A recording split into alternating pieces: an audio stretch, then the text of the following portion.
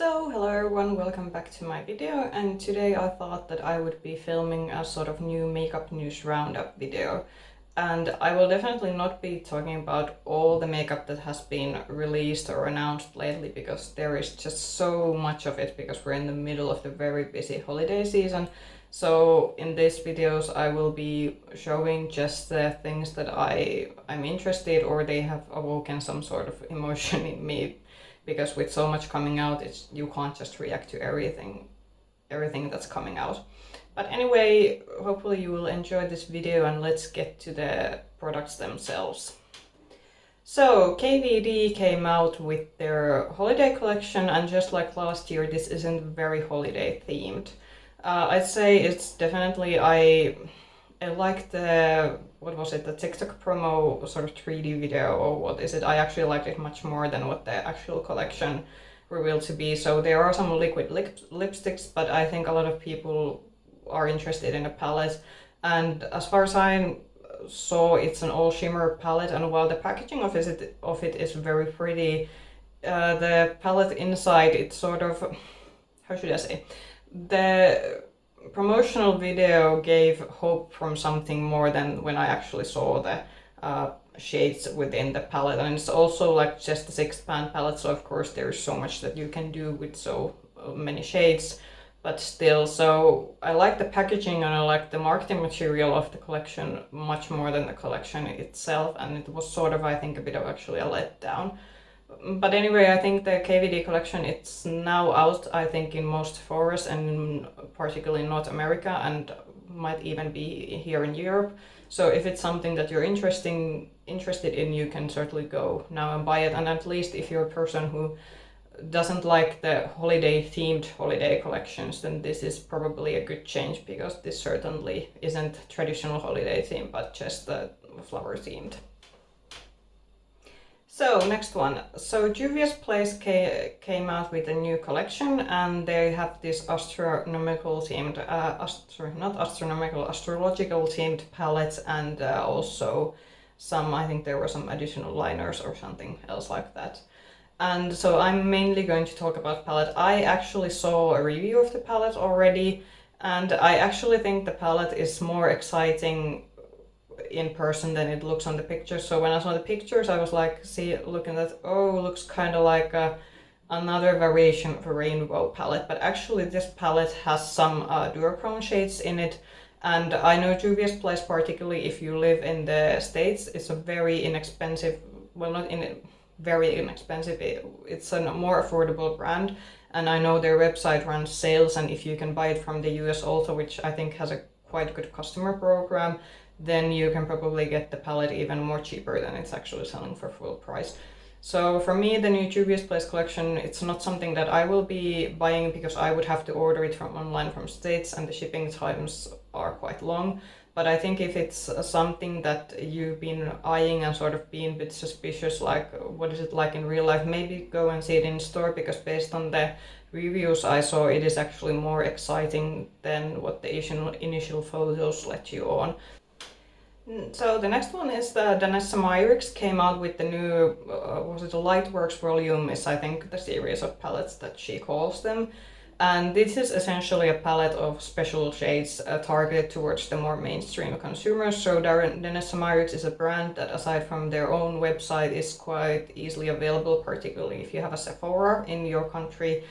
And this palette has just like duochrome, and I think there might be some multichrome shades in them. As someone who already has quite a big of an indie palette collection, this is not something that's attractive to me, but I definitely think that if you're someone who likes to buy at Sephora, or I think Beautylish is another place that the brand is available from, then I think if you've been thinking about buying special shades, but you're kind of unsure of wanting to buy them from these sort of indie brands, so maybe check this out. It's quite expensive. I checked the euro price of it. It was like 137 euros or something on BeautyBay, so the palette is very expensive regardless. But then again, you are getting just special shades in one palette, and there's quite a lot of them. So definitely a recommendation. I've understood that the Danessa quality is quite good and it is very high quality in general because it's a makeup artist brand. So not something that I will be needing or buying, but definitely if you've been eyeing a palette with special shades from someone who in your view is perhaps a more established brand that is available in a more established retailer, then definitely go and grab it. Okay, so this next one almost made me laugh because I had to check that I really only like 2016 or 17 makeup year again. So Smashbox came up with their holiday collection and it's mostly repackaged stuff. There's this one eyeshadow palette that, yeah, I don't know, it looks more like kids makeup because it's in this very cheap looking star shaped packaging, and I was like thinking that seriously we're still doing this. I think Smashbox generally they haven't been doing that well. I do believe they have had some financial issues if I remember correctly. But anyway, it's just that you can see that the brand is clearly dependent on the few products which are their primers, because a lot of the holiday sets from the images that I saw have their sort of primers in combination with other products. So for me, this is definitely a no, and there is definitely much more exciting holiday stuff on the market, and this is definitely, I think, a release that caused more negative than positive emotions within me. But of course, if you, for example, like Smashbox primers, then the holiday sets might be a good idea to see if you can sort of get a price advantage buying them in a set rather than separately. But other than that, the Smashbox Holiday stuff is definitely not something that excites me. BeautyBay's holiday collection is out, or at least I think this is their holiday collections. So the palette that they came out with is this sort of very frosty, well, it is wintery themed, I have to give them that. But it's this sort of like frosty purples and blues and gray tones, and then there's also some liquid eyeshadows to go along with it. For me, this is a pass. I looked at the colors and I looked at the swatches. It's just something in the palette is not appealing to me. I did watch a couple of reviews from the palette, and it seems that some of the shades have some type of like bit shifts to them, but they aren't like true multi-chromes in the palette. So just that you're aware of that, you can get, there are like some shades that have bit of shift to them, but they aren't like these super duo multi-chromes that we see from indie brands. If the palette interests you, it's now available from the BeautyBay website. I do believe the euro price of it was 18 euros if I'm not mistaken, so it is very affordable, and maybe if you wait a bit then you will be able to get it on a sale or buy it with a discount coupon, because BeautyBay usually doesn't discriminate that in terms of like that are there new products included in promotions, because I know with some brands, if they have sort of discount codes, they sort of always say that the newest products aren't eligible for discounts, but with BeautyBay you can usually use discount codes also to their newer products. But anyway, the palette is now available, and also the liquid shadows if you're interested in it, but for me this is definitely a pass and something I can happily live without.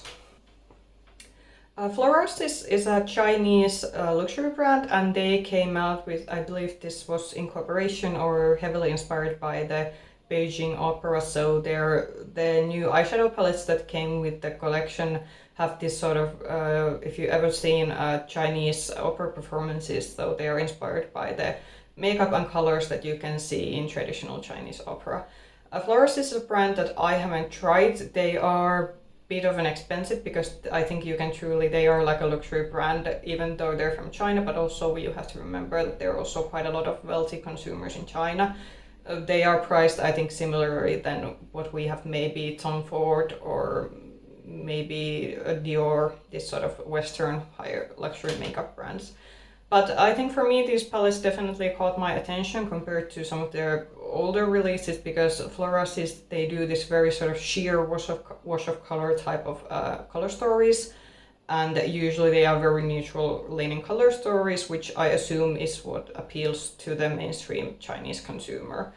But I do know that they do a lot of sponsored and unsponsored. They also send a lot of PR to different kind of creators, so there is quite a lot of also English reviews that you can find on them on YouTube. But regarding the new palettes, I do actually like the color stories. I like the color story of the palette more, which has these sort of more pink and bluish tones. I still don't think this is something that's gonna make me order from the website, because regardless if I order it, and I did check what kind of shipping they have, while they are a luxury brand, they actually, I don't think, offered any sort of expedited shipping options. So stuff from China, it takes about 3 to 4 weeks to arrive. So I would most likely have to wait for it quite a long, and I would also have to pay import related fees. And since these are more expensive products, I think there might also be a risk that the price would be so high that aside from paying the value-added tax, I would actually have to pay customs on top of it, because we have the 150 euro limit, from which after, if you import outside of the European Union, you have to start also paying duties on top of the value-added tax.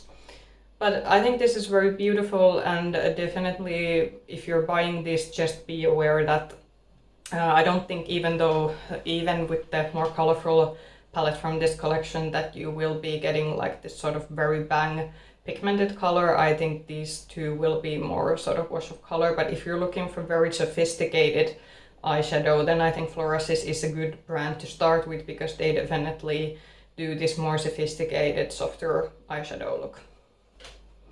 Next is a product that I have actually already ordered, and I hope it will arrive to me soon. So Glaminatrix came out with the Rich Rose collection. Was it Rich Rose? I have to check. I will put a stamp or comment in the video if I got the name wrong. But anyway, the Glaminatrix new palette is out, and I think it's a very me palette, because it has this sort of lot of pink and purple tones. And I have seen quite a lot of reviews from this already, and the palette looks very beautiful. So it's sort of pink neutral palette with a bit of shifty shades with it, which makes it a bit more unique. I do think maybe some people, when they saw the palette, thought that, oh, it's very, very summer-esque themed, considering that here in Europe and North America and most of the globe, we are heading towards a fall and winter, but you have to remember that in Australia it is actually like spring, summer now. So I think it's very appropriate release considering where the brand is from. And I'm quite excited to try Glaminatrix. I always like to try new brands, particularly new indie brands, and I know Glaminatrix has received a very much good feedback from a lot of content creators. So I'm excited to get to try the palette, and maybe I will be able to do a review from it once it comes out. But just so you know, there are already quite a lot of reviews from it. So if you've been thinking about getting the palette, then definitely watch some videos and see what you think after that. Natasha Denona had another leak, or well, I don't think leak at this point. I believe there's been like, well, basically there's like 3 palettes, from which 2 I think she has now released, and the black and gray, I think Xenon, the MIDI version of the Xenon, that also you will be able to find photos if you just Google or know the places. I'm not gonna, of course, show in this video anything that hasn't been officially released by the brand. So what I will be talking about in this video is the mini triochrome palette.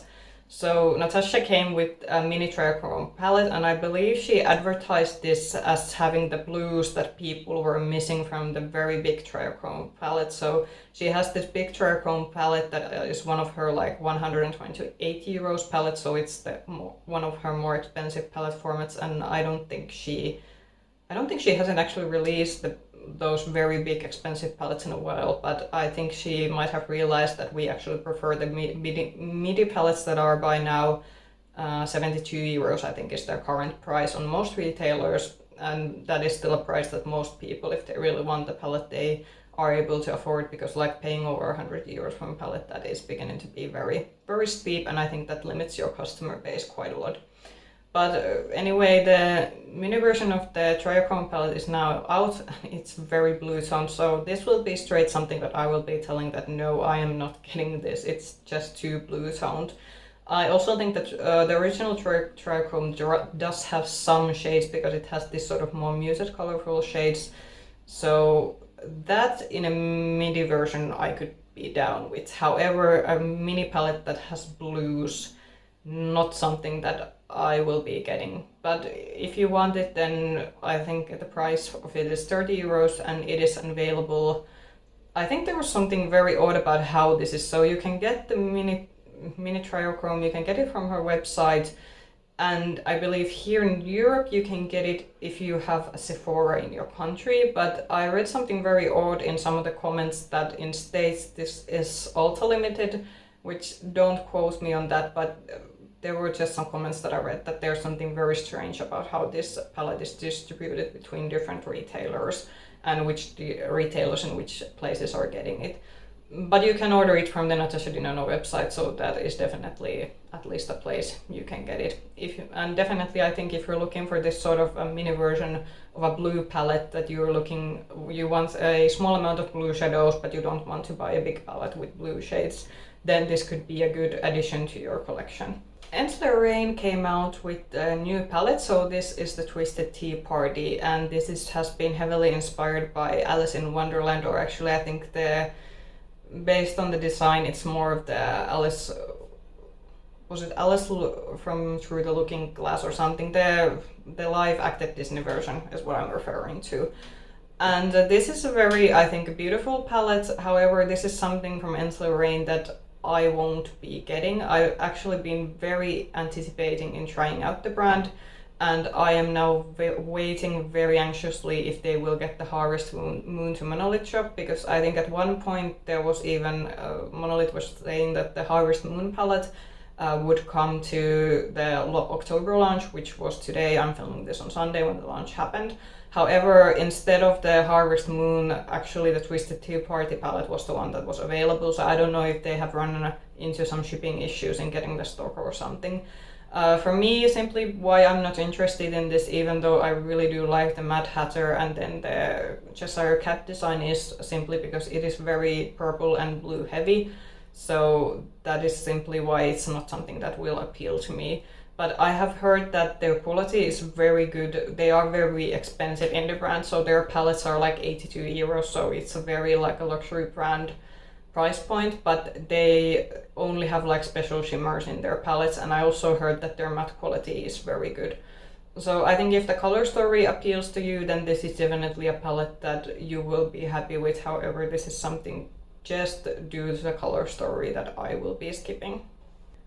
And another Disney collaboration, and this time we're having Disney collaboration with Sigma. However, I do have to say that Sigma has actually done now a series of Disney collaboration palettes. So they've done the Cinderella, they did the Alice in Wonderland, and now they've actually have done Beauty and the Beast. And I have seen quite a lot of excitement for this, and I know particularly for those born in the 80s or who were kids at the 80s, the Beauty and the Beast is like one favorite movie. I have actually a friend who is also, for them, Beauty and the Beast is like the ultimate princess movie for them.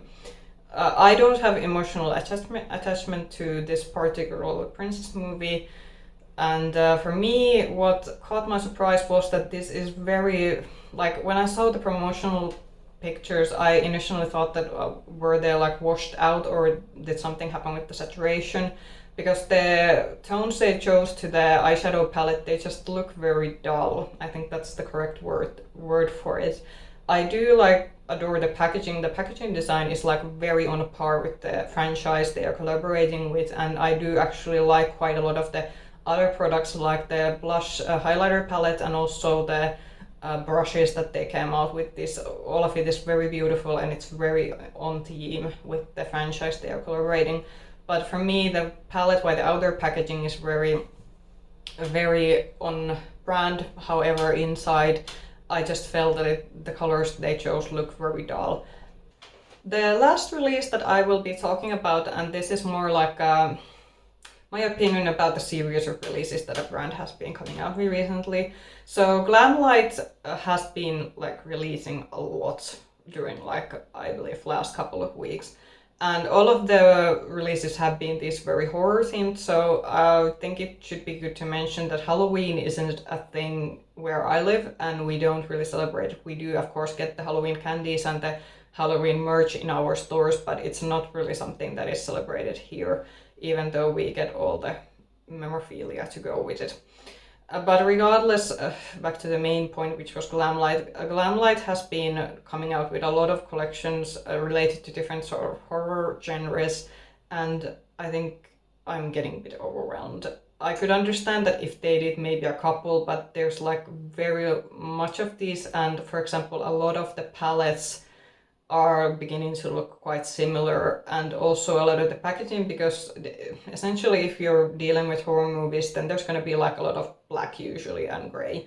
So what I think for me sort of annoys in these collections is that these collections look like like they're releasing the same thing over and over again.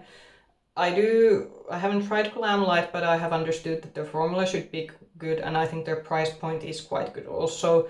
But I think that if you have bought maybe one palette from all of these horror releases that they have been coming out with, then you probably don't have to buy all of the palettes that they have been coming out with. And I think like generally GlamLite has been very busy this year.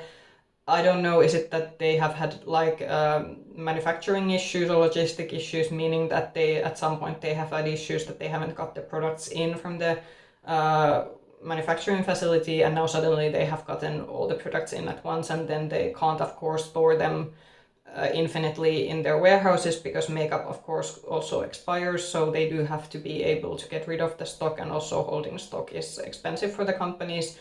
So I don't know, are these kind of the reasons why they're coming out with so many collections. But I really wish from GlamLite that they would just maybe slow down, because even before this horror collections we had the Scooby-Doo, there was the Chucky, which I'm kind of counting towards the horror collections, and then they had the strawberry themed Strawberry Shortcake, I think was the franchise. So there's just been a lot. So for me, all of these horror collections, because I'm not a fan of horror movies or horror themed stuff in general, and because Halloween isn't really something that I celebrate, it's a no. But definitely for GlamLite, I would really like to just tell them that please calm down with the releases, because I think they have a very good brand with a good price point and a very good formulas, but it's just getting a lot, and I think all of us would appreciate if they would slow down a little bit. So that was the last one. I think the next one I won't be doing this weekly. I think I might do these maybe every other week or once a month, because like I said, there's just a lot that comes out, and because I do this as a hobby, I have a limited time of filming, and there's actually other content that I would like to film. But comment down below, where did you disagree with me something? Was there some new collection or launch that I didn't mention but you think is something definitely worth waiting for? However, I would like to emphasize that please be nice on the comments. It's makeup, no one's gonna die if you disagree with something or with someone else or with me. So be nice and be constructive in the comments, and it's always nice because makeup is about individual expression, so it's good that we like different kind of things. And if you like these kind of videos, then definitely give it a thumbs up, and if you want to see more content from me, then definitely subscribe. And of course there's the ring bell button that also gives you a notification when a new content comes out. So if you want a notification, then also press the bell button. But anyway, thank you for watching, and I hope I will see you in the next video. So bye!